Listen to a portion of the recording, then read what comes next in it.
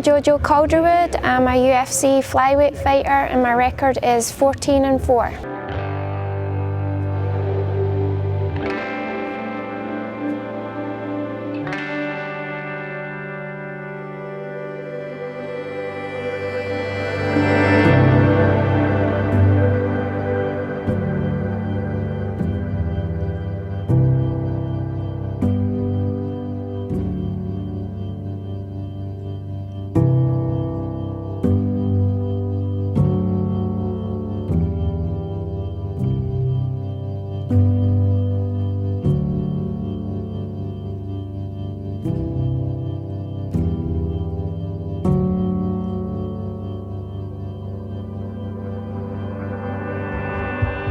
My upbringing, my mum put me straight into sport.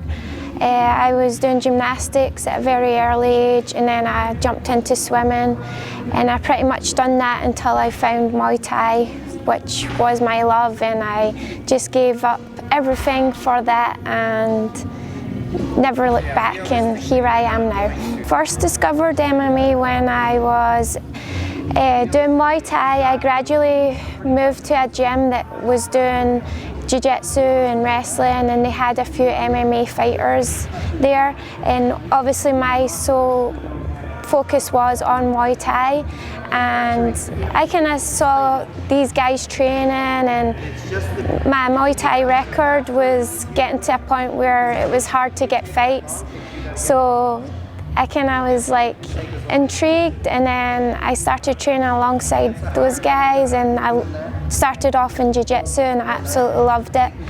And I also trained with Rosie Sexton from England, and she was active in the MMA scene, so I saw her and that inspired me, and I trained with her as well, and yeah, I got the ball rolling. Looking back on a tough season, now I appreciate it and I'm very grateful it happened, but at the time it was a really stressful, and I didn't really enjoy it at the time of it when it was happening.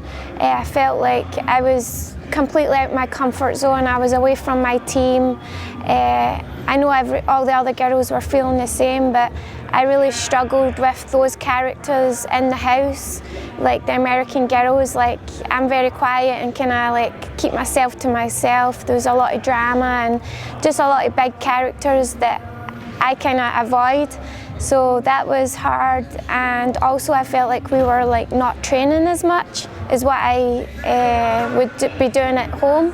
So that kind of played with me mentally, I wasn't training hard enough, and this was going to be the biggest experience of my career, and I was undertrained, and that kind of played on my mental game. To win an MMA fight, it pretty much just feels like winning in life, you know. You put so much hard work into those 15 minutes, and it's like a relief, and a weight comes off your shoulders, but also it's okay, when's the next one? I think the biggest sacrifice for me is being away from my family, but you know, starting this at a very young age. As soon as I could, I was out the house and I was in the gym an hour before practice and just drilling on my own, and I feel like having that sacrifice of missing out time with your family, and now being in the place that I am, I'm across the pond from my family, and we're a really close knit, and that is hard, but that's the sacrifice I've made, and I made it at a very young age, and I knew it would pay off, and I just look at my life and I'm grateful to be here and still have the connection with my family, and yeah, people think you're rolling in dough and stuff, but if that would be the case, I could visit them more often. But I'm grateful for being in this spot and being able to train and do this life that I love. But yeah, it's hard, and people looking and thinking that we get all this money and things, but they don't see that we only get paid when we fight. So the years of work and the years before we got in the UFC, we didn't get paid on that time. So yeah.